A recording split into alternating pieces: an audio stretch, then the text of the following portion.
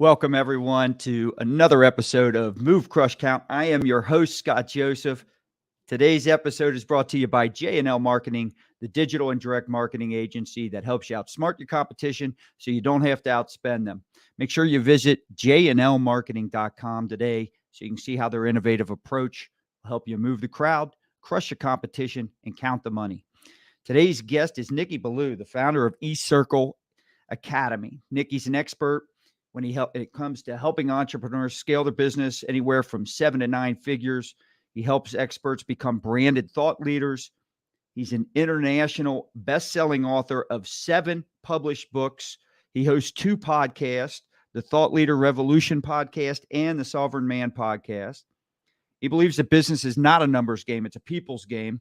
I love that. I align with that totally. He's passionate about helping entrepreneurs win big, making people a ton of money, and helping people make the difference they were born to make. So in today's episode, we're going to be discussing how to become a branded authority so that people come to you and they're lining up, waiting, knocking on your door to work with you. I want to welcome to our audience, our Move Crush Count audience, Nicky Billou. Welcome, Nicky. Scott Joseph, an honor to be here. Thank you so much for having me on the show. God bless you. God bless you as well. Let's dive right in if it's okay with you. Absolutely. Let's roll. So what inspired you to become a thought leader? You know, that's a fantastic question. I think the best place to start is with telling you a bit about my backstory. I'm actually originally an immigrant from the Middle East. I'm a Christian from Iran. When I was just 11 years old, the Islamic Revolution took place in Iran, and it upended my life. My late father, God rest his soul, he could see the writing on the wall, and he could tell that this was no longer going to be a great place for him to raise his Christian family. So what he did is he made a plan, and he executed it, and he got us out of Iran, and eventually we settled where I now live in Toronto, Ontario, Canada. Now I was 11 years old. I was mad. I didn't want to leave my home. I didn't want to leave my friends.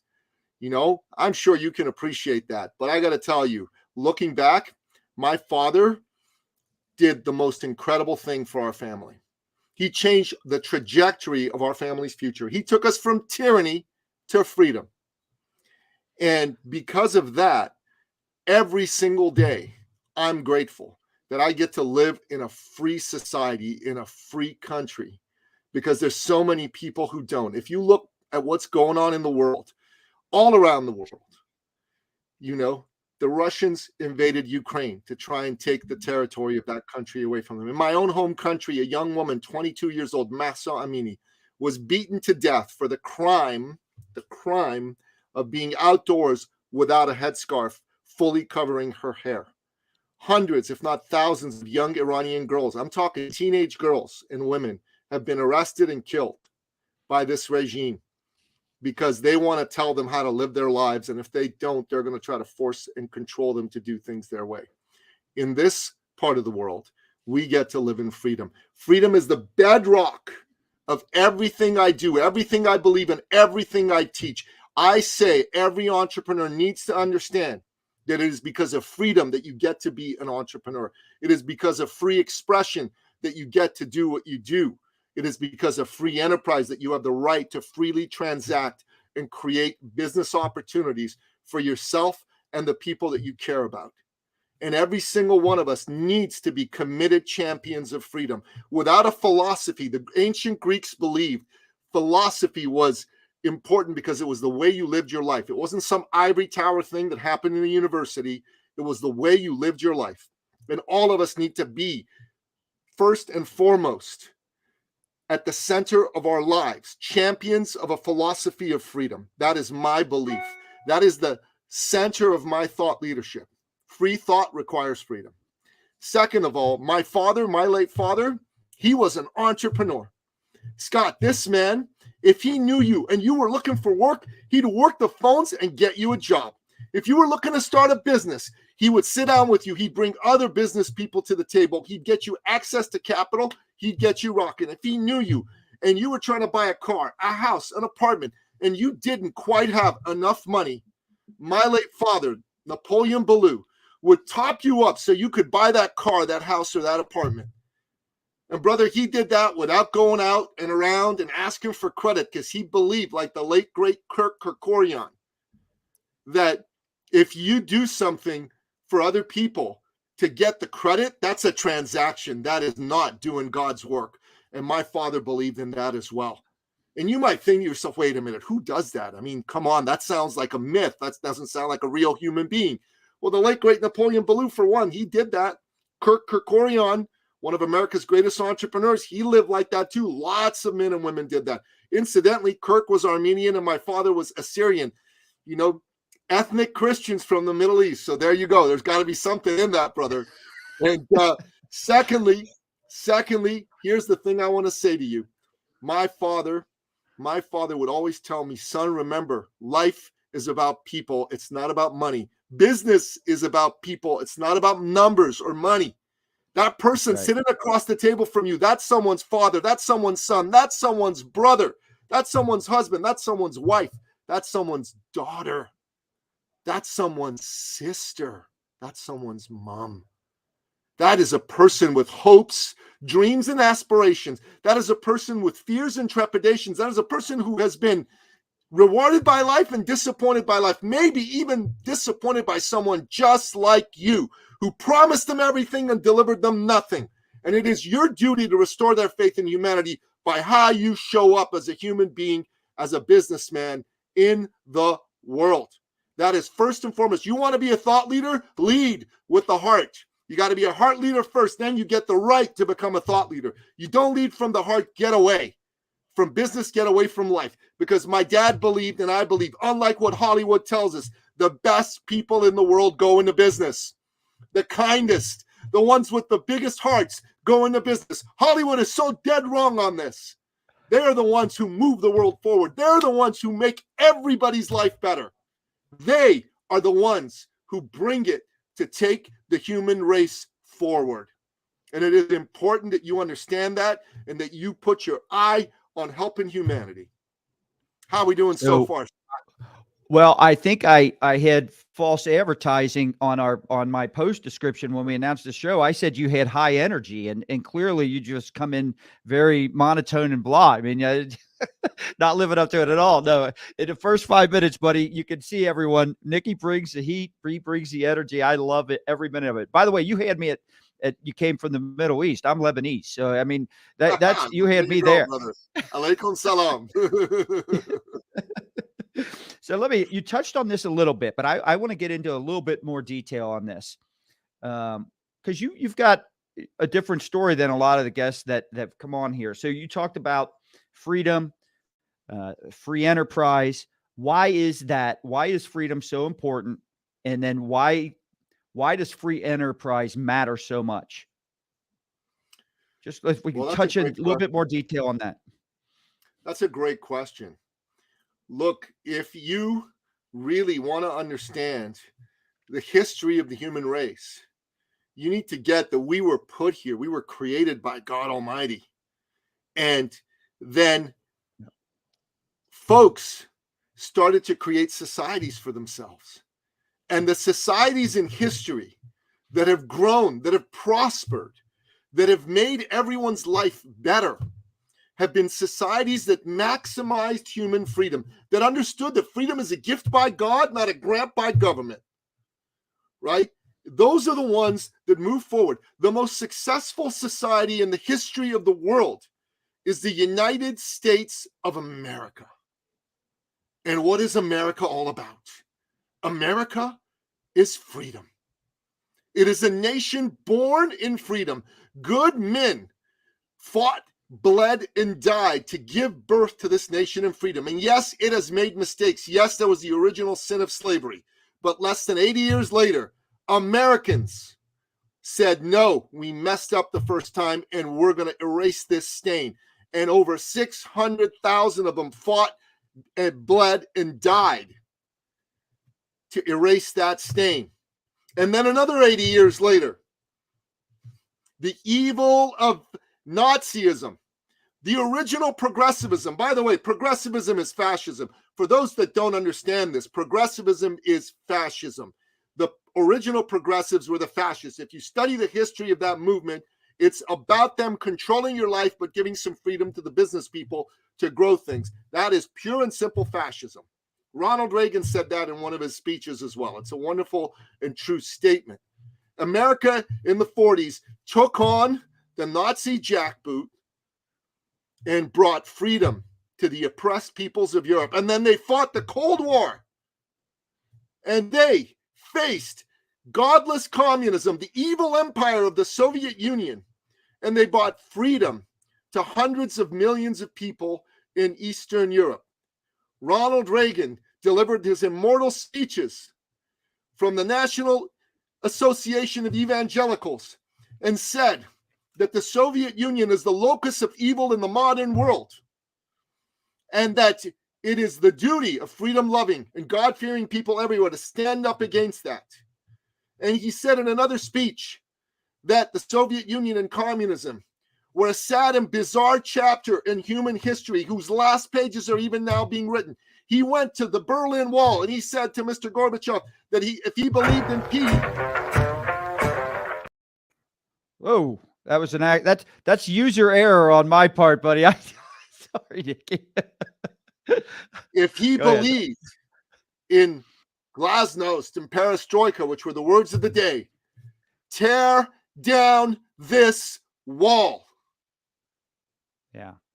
The people that have created freedom are the ones that have given us all the opportunity to make our businesses fly. Every great business in America got started because of the bedrock foundation of freedom. And I know right now there's a lot of corporations that are being run by bureaucrats far removed from the founders, and they don't get that. And they're going along with the crazy fashions of the moment. But never forget, without that initial burst of freedom being available to them, they wouldn't be where they are. And we have the opportunities we have today because of freedom. One thing that stands out to me in terms of, first off, I'm going to give up matching your energy level. So but what it stands out to me, right? And I don't think you can be successful in business without having a lot of passion. And you clearly have a lot of passion and love for what you do and for where you're at. And it strikes me because it always seems that people that come from countries that maybe don't have it as good, don't have always, not everybody, but don't always have the same level of appreciation that you do. So I love hearing your story and the love that you bring to this. Thank you. So let's dive in. Let's switch gears a little bit. Let's do it. You're known as an expert.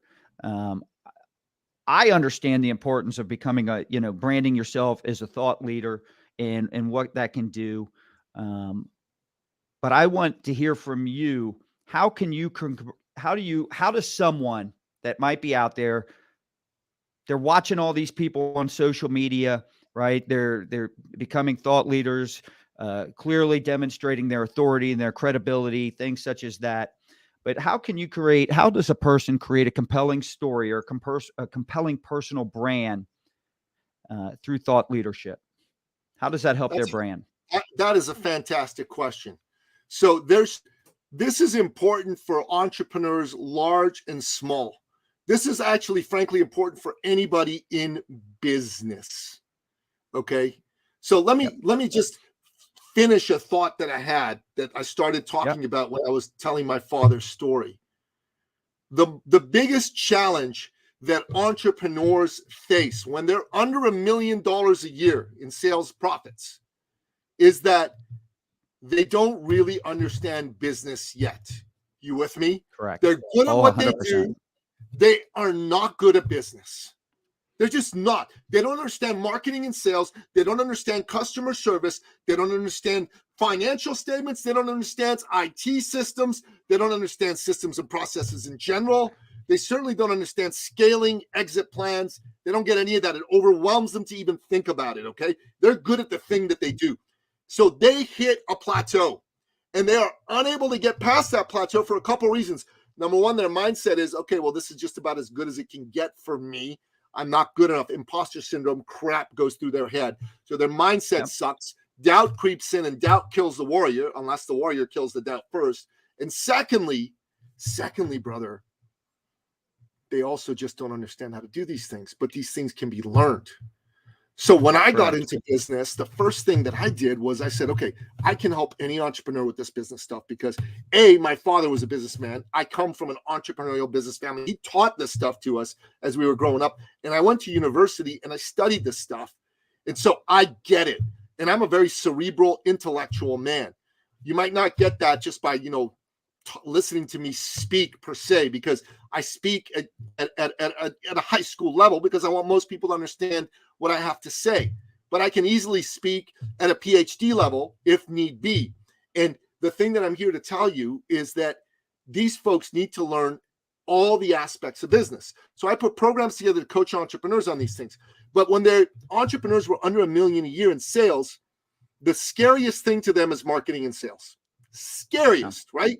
Sales, I don't want to be seen as pushy. I don't want to be seen as one of those dudes. I don't want to be like one of those salesy people. They walk in the room, they reek of commission breath. Oh, you want to buy, you want to buy, you want to buy, you want to buy. No, they don't. But here's the problem. They don't go after business they legitimately should get. So they lose out making money that they should be making. But you know what's even worse than that? They hurt their client. Because that person should have been their client. They would have helped them, would have solved their problem. But instead, some charlatan marketer comes in, swoops out that business, doesn't deliver, doesn't care. The sum total of goodness in the world goes down. When I saw this, I thought, we need to help people reframe selling. Because selling is such a critical part of business success. You cannot be successful without selling. I'm here to tell you this. If you think you can, you're smoking something. It's impossible. Yeah. And sales isn't bad inherently. I never thought of sales as bad, but so many people do. And I thought, okay, sometimes rebranding is powerful. So let's rebrand selling to serving. Nobody That's wants 100% right. Well, when you're doing a great job in selling, you truly are serving because you're paying attention. You're discovering what someone really wants and needs. More importantly, why they want and need that and why it's important to them. And when you sell to that or serve to that, what happens is there's two types of salespeople, right? There are salespeople that create a lot of external pressure. And that goes back to what you were saying earlier, salesy. And then there are those who create a lot of internal pressure. And internal pressure is created when you are addressing the true wants and needs of your client for their reasons, why it's in addressing why it's to them and helping them either move towards that goal or move away from whatever they're trying to get away from.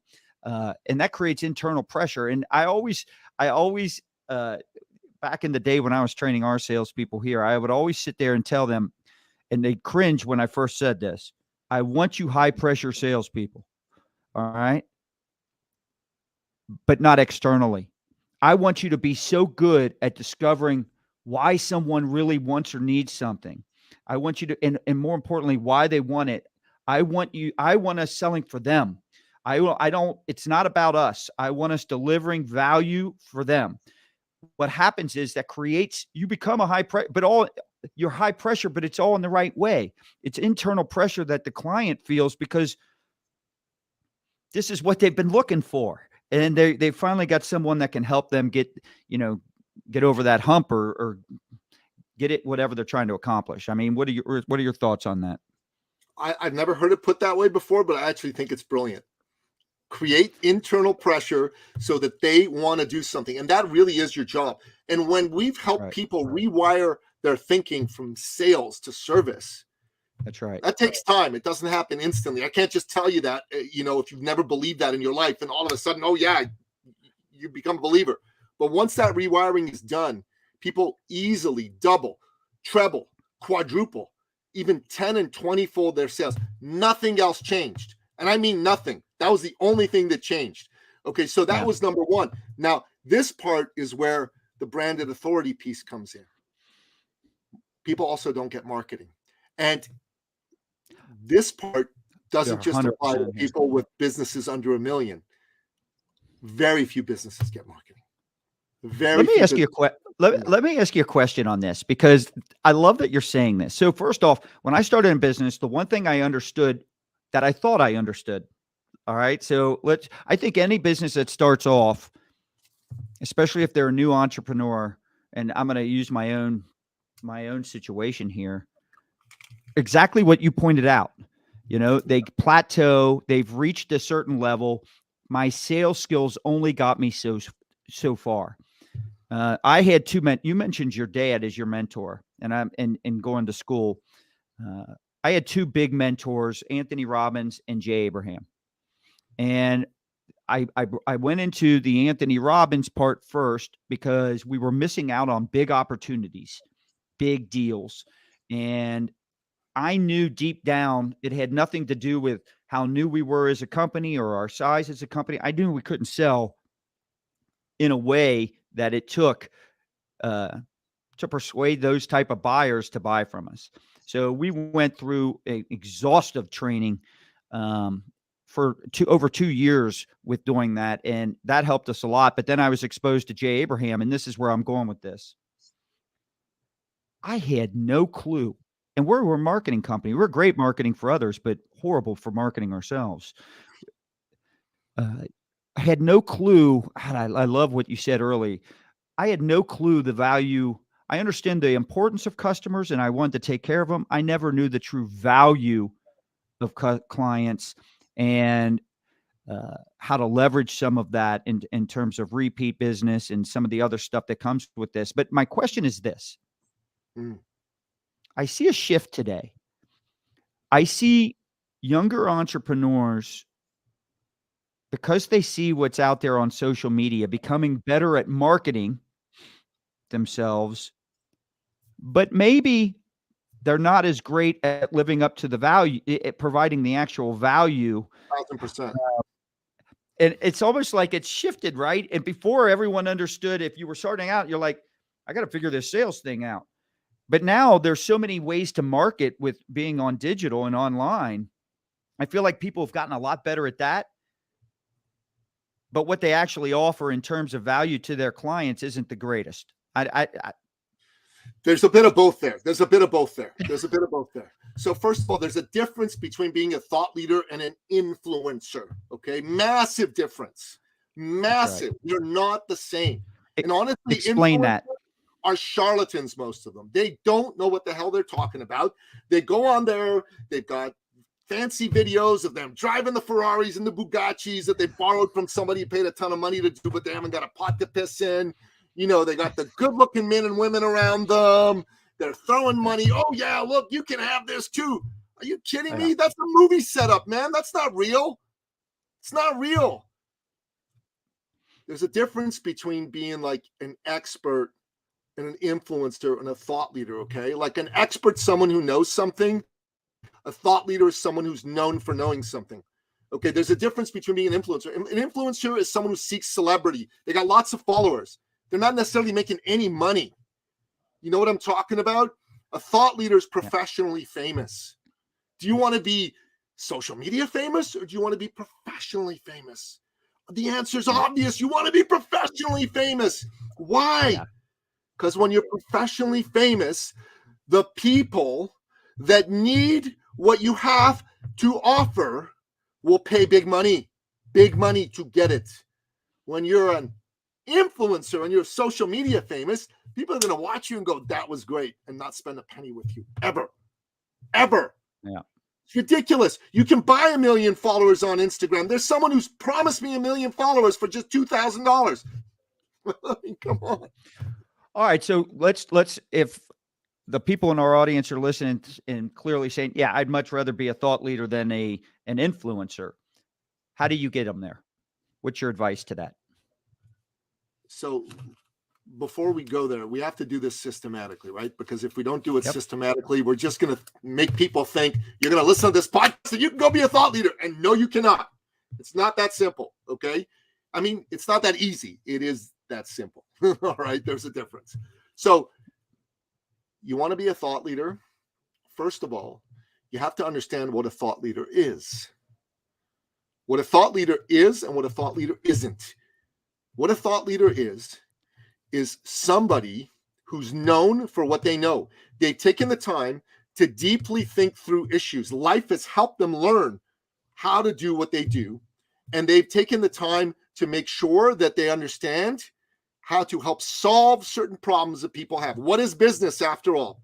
Business, my friend, is about solving problems for people for profit. Allow me to show you something if you don't mind. No, go right ahead. So, in business, you need to solve problems for people for profit. PPP. That's your purpose as a businessman, as a businesswoman. You follow me?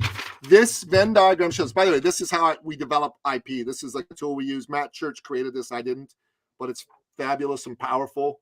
And the statement here is business is not about money. It's about people. When you use your business to solve problems for people, you earn the right to make a profit. Over here, I got a bunch of case studies. I've got a bunch of books, a literature review that backs all this up. I've got this wonderful visual Venn diagram, and there's a metaphor.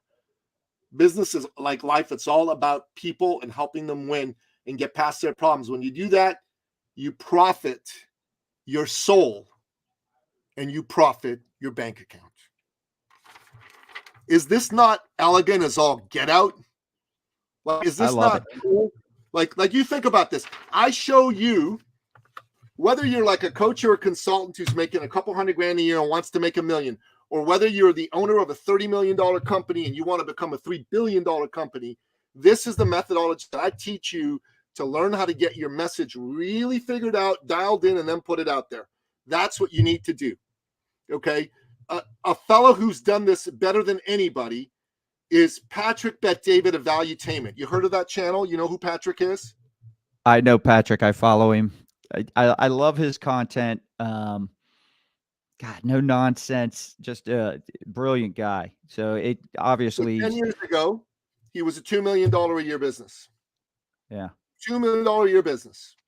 He had 200 agents in PHP, People Helping People Insurance Agency. Okay.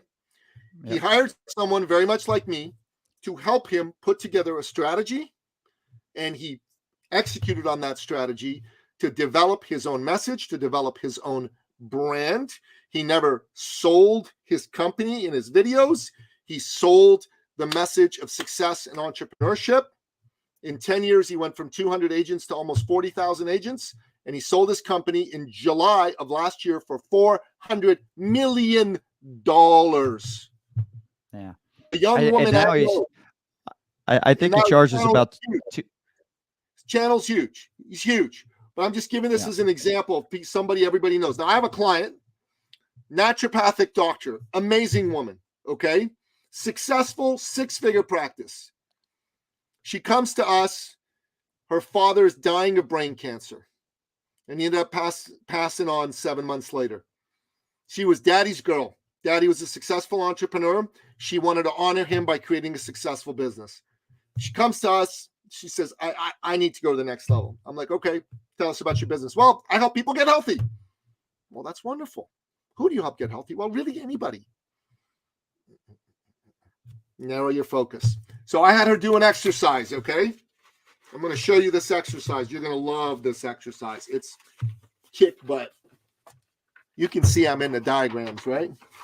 So this exercise is, who are the people that you've gotten the best results for?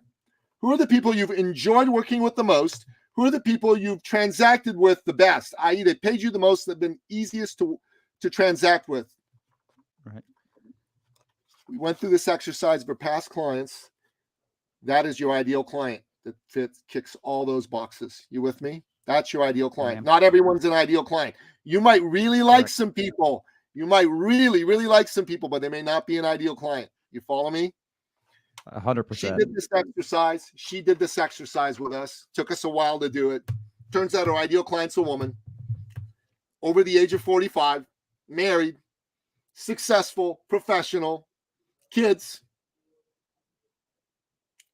and overweight, feels horrible about how she looks. She was once really beautiful in her own eyes and isn't anymore. And she may not go around telling the world, but when she looks at herself in the mirror naked in the morning and at night, she's upset, she's angry, she hates herself, slowly eating away at her soul. You may even know a woman or two like that yourself in your own personal life, right? I do not know any. I want to be very clear. I do not know. Coward, coward, coward, coward. So we helped her understand who this ideal client was. We helped her come up with a name for a program. And this name was so brilliant. The name of the program was Get Your Sexy Back. Nice. Scott, she doubled her business in her first year, doubled it again in her second year, doubled it again in her third year. She went from 6 figures a year to a 6-figure a month run rate. And brother, But see, that is the power of thought leadership to an ordinary person. Because people can hear about Patrick Bet-David and go, okay, well, that's Patrick Bet-David. I can't be Patrick Bet-David. But you can be a naturopathic doctor with 0 business training who doesn't know her elbow from her nose when it comes to doing business, and you can still tenfold your business using thought leadership. Because that's what thought leadership helps you do. You're 100%. So, one of the things I learned early on with Jay Abraham, he talked a lot about this, by the way. But back then, this was 90s. This was before the internet. It's a lot easier to brand yourself as a thought leader if you truly are one, if you truly are an expert today than it was then. The channels make it so much easier. They level the social media levels that playing field for a lot of people. And what the numbers you're talking about, I'm glad you went into that story, because I was going to ask you to give us a specific success story where you've helped some people. So I love that you did that, because I think a lot of people are out there, and I don't want to say I criticize, but I challenge people to think bigger and bigger than they typically think. And I think there are a lot of entrepreneurs out there that don't believe. I get so tired of hearing, well, you got to have realistic goals. Doubling my business and then redoubling and then redoubling again. That's unrealistic. That'll never happen. I get so fed up with that type of mindset, because it happens over and over again with people who have the right mindset and the right strategy and work the plan.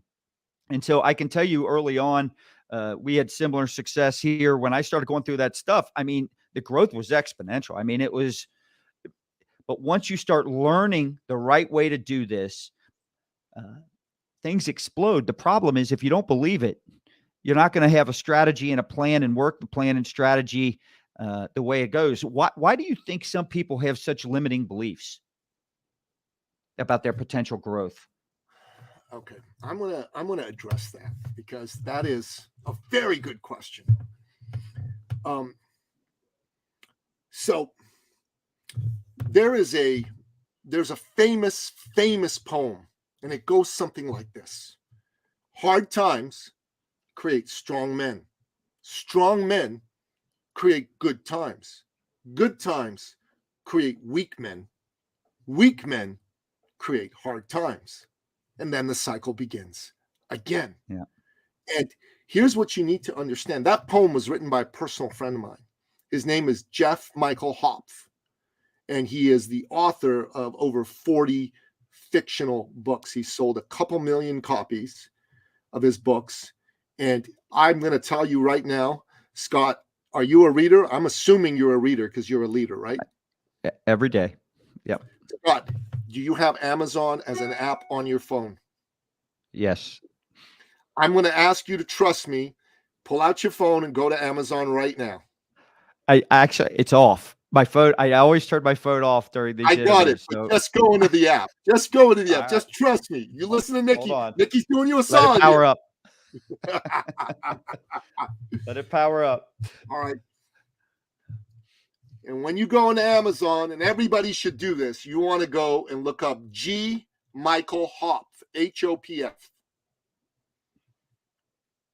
And you want to order the book The End by G. Michael Hopf. And even if you don't read fiction, you want to order this book and you want to read it. because you're going to learn a thing or two about the power of going after a dream in a big way, because that's what this man did. And you're going to learn a thing or two about powerful branding. That's it. Order it. Just order it. That's it. Right away. Order it. All right.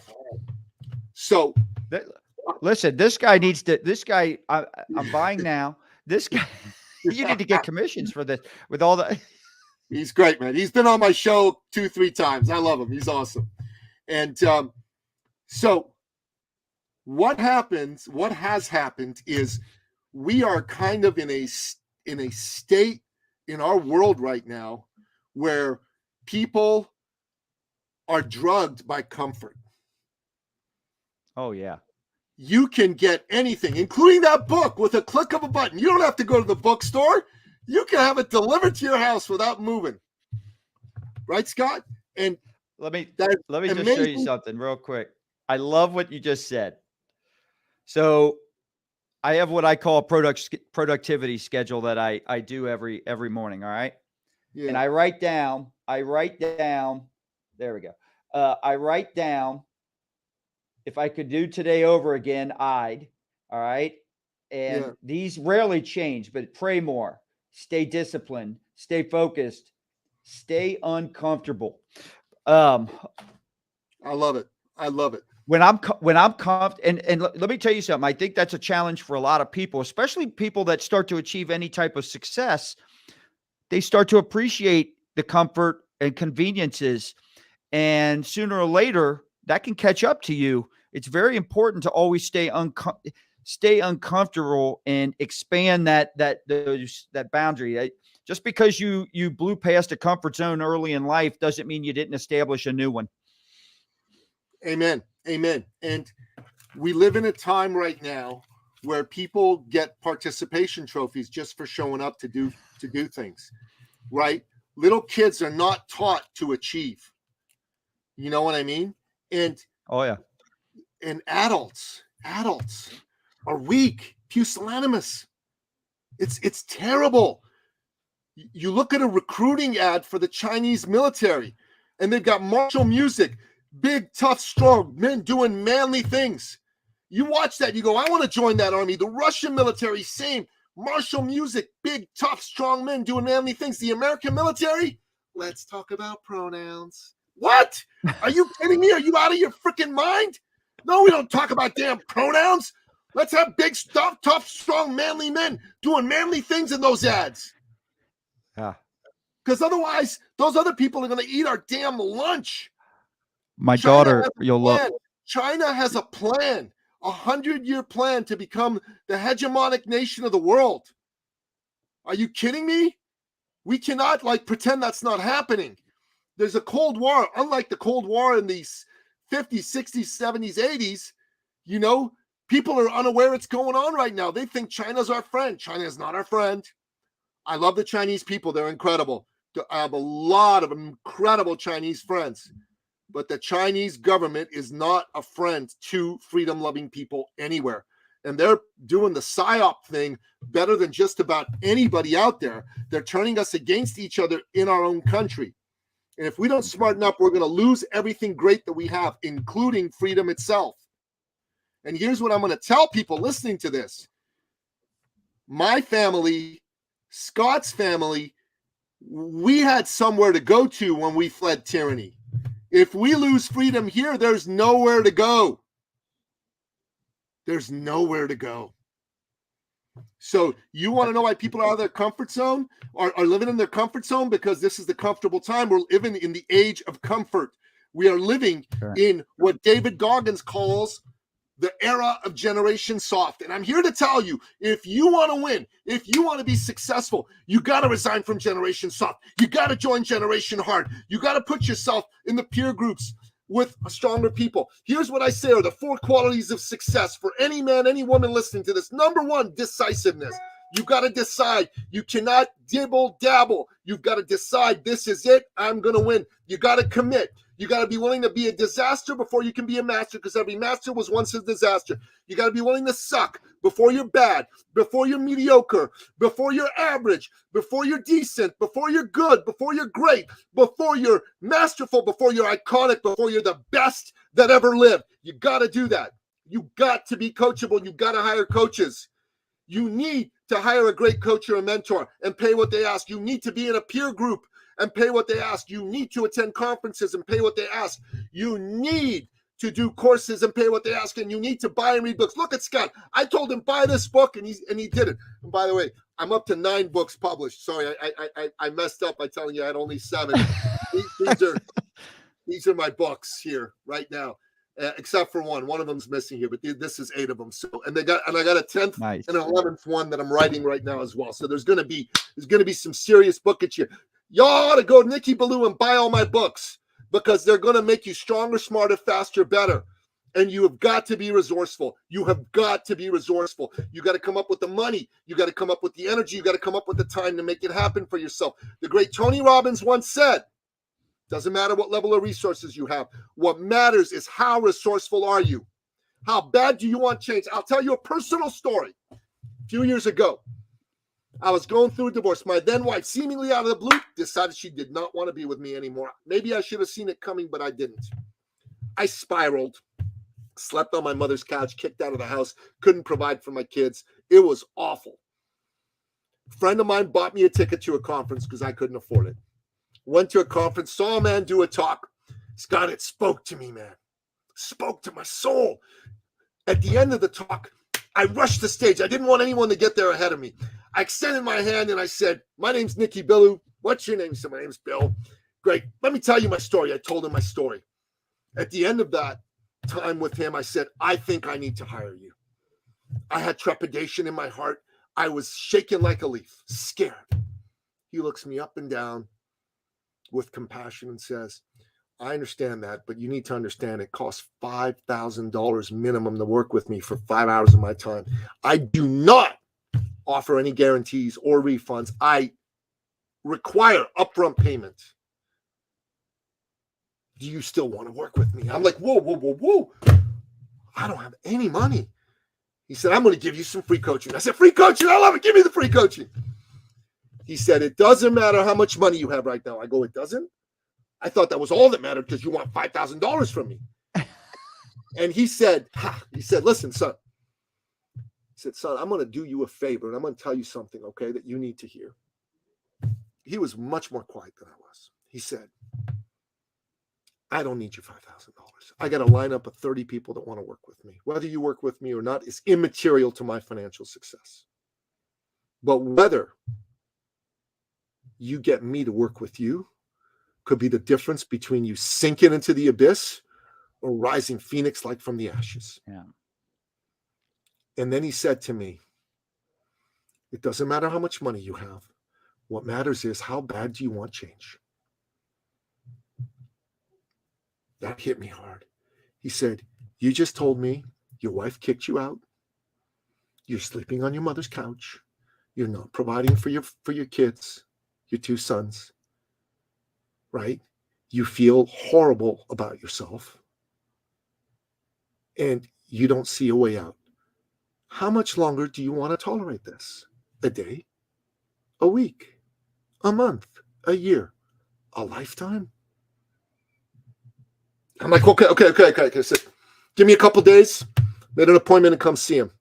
Now, I was a personal fitness trainer then. I worked with Olympic gold medal athletes, top of the line people, billionaires were my clients. Like, we're talking like the best of the best were Nicky's clients.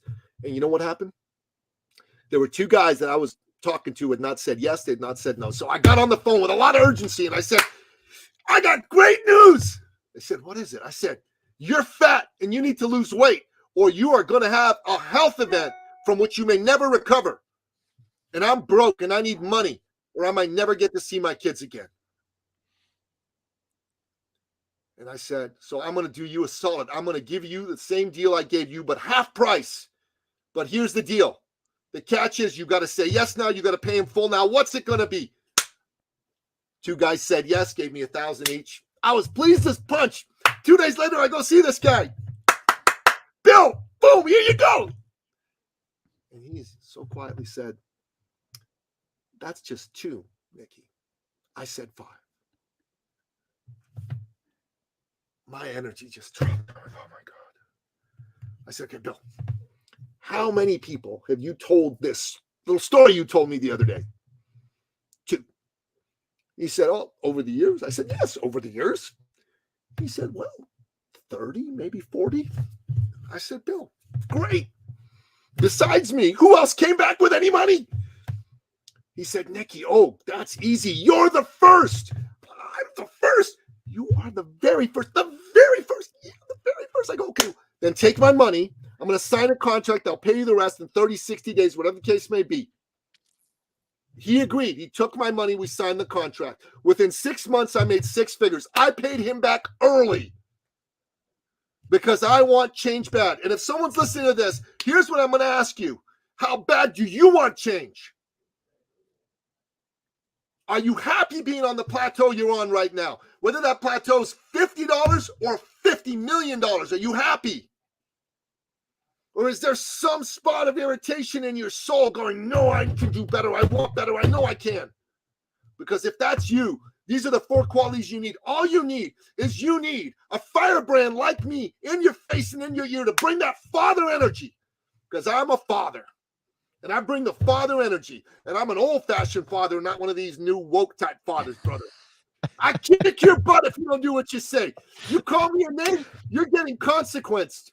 I'm going to hold you, and I'm going to drag you across the finish line and kick you and challenge you. Because that's what a father does. And you need a father in your life. Some of you maybe have not had a real father ever in your life. Some of you may have, but he's not playing that role in business. You need a business father. And that's what I'm going to be for you. So take care of business. Let's make it happen. Let's not mess around no more. It's so funny. You keep bringing up the toughness and the father and the parenting stuff. You know, I had my daughter, my used to be my youngest daughter, my second to youngest daughter.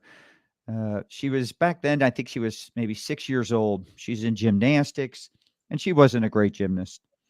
So they had a little competition, and of course, she walks out all proud with her participation trophy. I said, no, no, no, no, no. I made her walk it back in, hand it back to the instructor. This is true. I made her walk it back in, hand it to the instructor, and say, I didn't win. I don't deserve this trophy. All right. She did it and understood it, had no problem with it. I will not allow my kids to ever receive a participation trophy. I will not. I'm against it. I will not do it. So I'm right there with you. I can't stand. It's one thing to be polite, helpful, but you're not being helpful. You're helping no one when you give them things they do not earn. No, you're not. You're not. So I love where you're coming from. Just out of curiosity, I want to get back to the marketing real quick here. Sure. Here's an entrepreneur. Let's say they're, like you said, they're topping out, whether it's $1 million in profit or $1 million in top line, but they're plateaued. Doesn't matter. So they start brainstorming and they're thinking, all right, how do we grow this business? Well, maybe we should do this. Maybe we should do that. Do you think it's better to narrow the vision and scope of what you're offering in the market, or to go broad? Narrow, brother. Narrow. There are riches in niches. Yes. Go deep. Yeah. Go deep. Yeah. You know, why listen, is that? Inside the work we do with folks, we tell people you can have multiple niches, but you got to start with one and crush it first. Crush it. Crush it. Because if you don't, you're toast. You try to be all things to all people, you're nothing to nobody, brother. And let me tell you something. You can run the risk as you grow. I think there are a lot of companies out there that started narrow, and as they grew, started broadening, but then they started losing a little bit of focus. I can tell you this: COVID was a blessing for J&L marketing at the agency, and I say that because of this reason. As we were growing, right, and way back in the day, it was direct mail and landing pages and email only and sale events for our whatever industry. And But as we started getting in 2011 into digital marketing, that's a different sale. And it has a lot of the businesses we were selling, somebody that could make a $20,000 decision, $30,000 decision right there on the spot in digital marketing wasn't able to do that because, for one, a lot of times the owner or the person running the business didn't know what the hell they were doing with digital marketing and was relying on someone else. So now you had multiple decision makers. The process, they were scared to make something that might run $5,000 all of a sudden, $10,000 compared to the 20, the 30, 40, whatever investment they were making. And so what we noticed, though, is we were spreading our focus out a little bit, right? When COVID hit and it became obvious that we started taking, as digital marketing started to grow and became our core, COVID accelerated it that much more because people were canceling come on in sale type of events, high impact, promotional type stuff, because people couldn't, they weren't allowed to go in anywhere. And, but no one was canceling the digital. So obviously our focus solely went to that. And I got to tell you, since that happened, it's a perfect example. You don't have to be a new company for this. When we did that and it went back to what we were great at, bam. I mean, the growth has been exponential again. So, I mean, it's these last 3 years have probably been the biggest growth years we've ever had. And I attribute it to that. We've had such a narrow focus. And so it's easy as you grow to start getting tempted to say, oh, we can do this, we can do this, we can do this. But that's not always the case. What's your thoughts? The danger zone for businesses is usually between 500,000 and 5 million a year. That's the danger zone, because that's when a lot of people get a little bit successful and they start to think, I got this figured out. I got it. I'm the man. I'm the woman. Look at me. Look at what I've done. Yeah. And they stop being humble and they stop being hungry and they stop trying to learn. Yeah. When they come and there's people that come to them and say, hey, let me provide some coaching for you. Let me join my peer group or do my course. A lot of these folks start to go, I don't need that. I've outgrown that. Crap like that comes out of their mouth. Pride cometh before a fall. Pride cometh before a fall. Listen, I can tell you the number one mistake you've said from the beginning, this is a people game, and I've always agreed with that. But I looked at it differently. I think when I was younger and immature, not as experienced, I thought a people game meant I'm selling, you're buying. And of course, is if I can work with you one-on-one, right? That's people to people. That's the way it works. But the reality is it expands much further.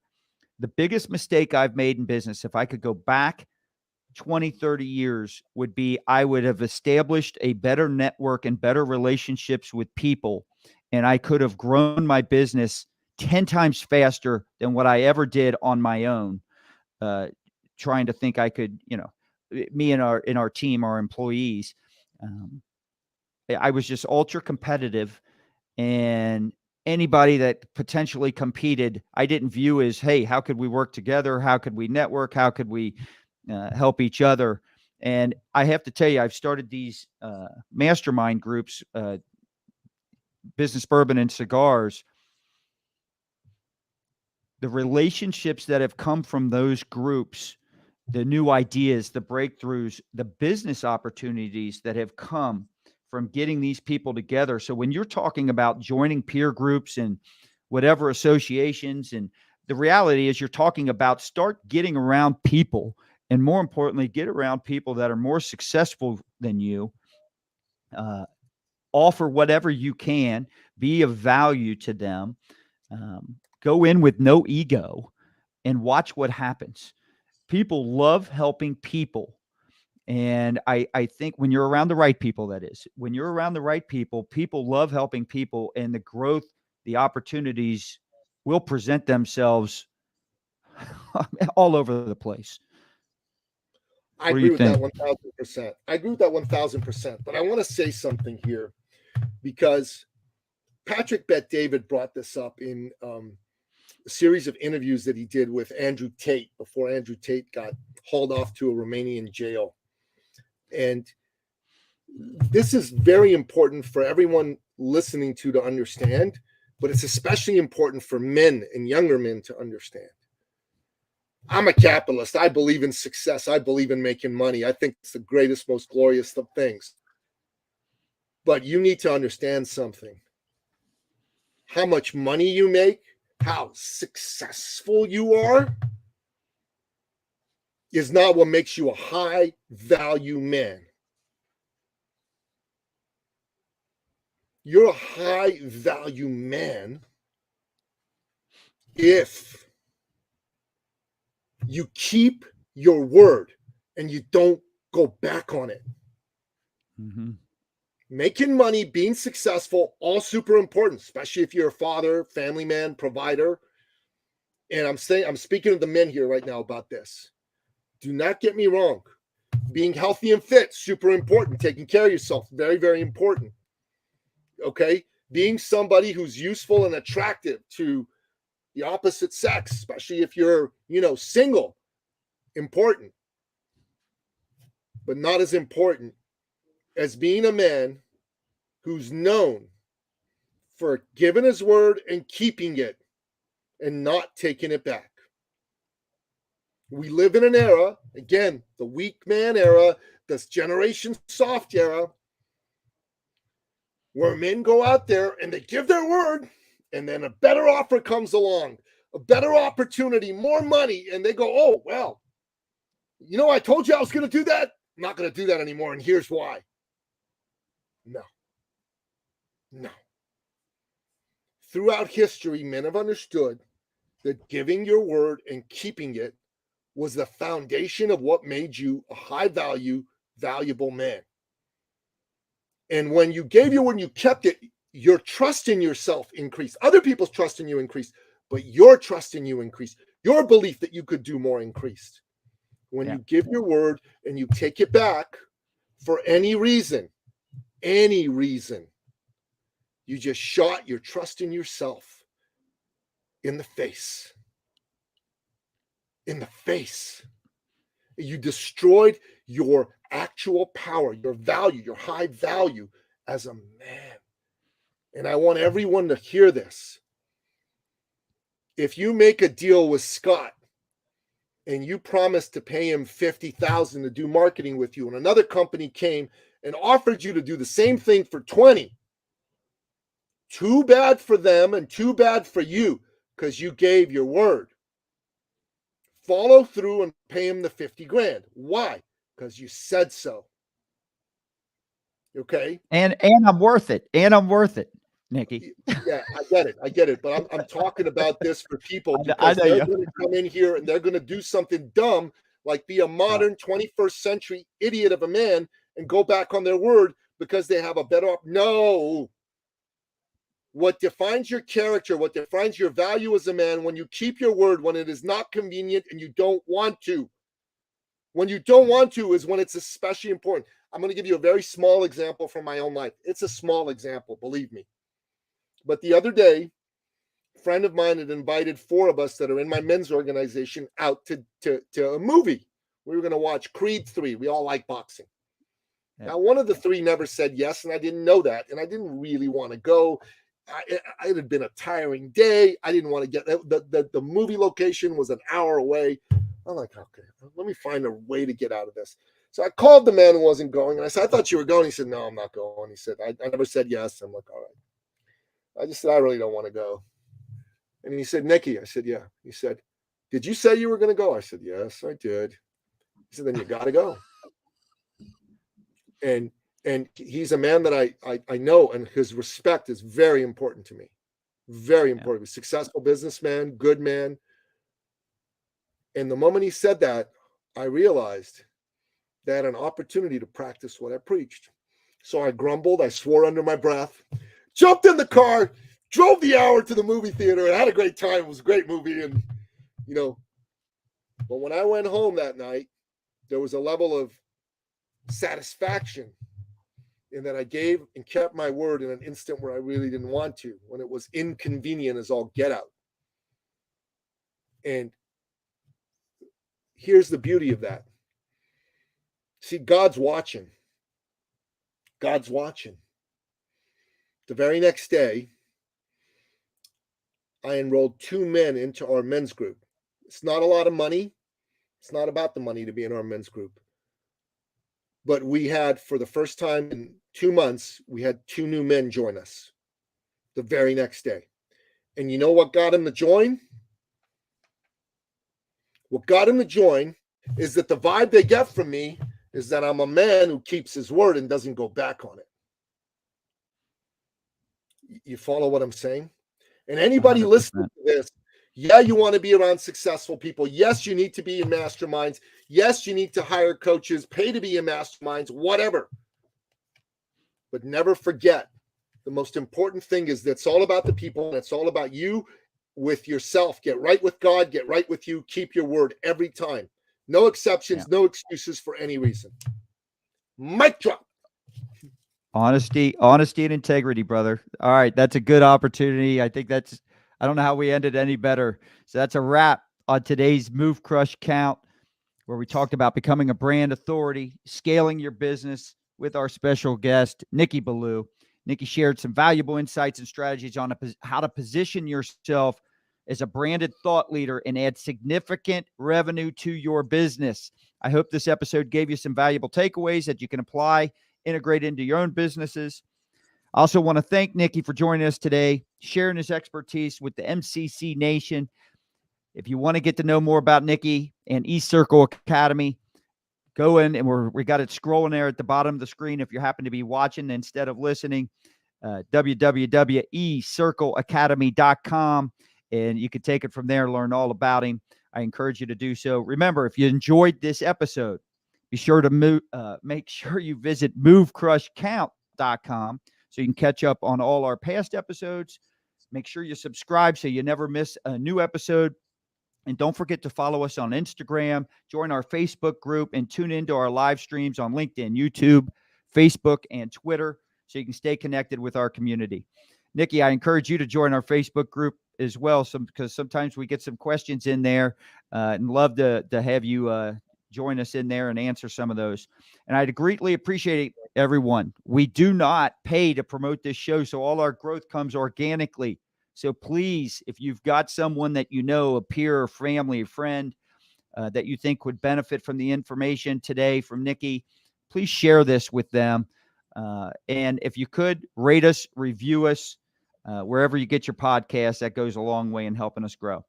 And finally, we would never do this show without our sponsor, J&L Marketing. They are a digital and direct marketing agency that helps you outsmart your competition so you don't have to outspend them. Make sure you visit jnlmarketing.com today so you can see how their innovative approach helps you move the crowd, crush the competition, and count the money. Thank you for tuning in, and we'll see you next time on Move, Crush, Count.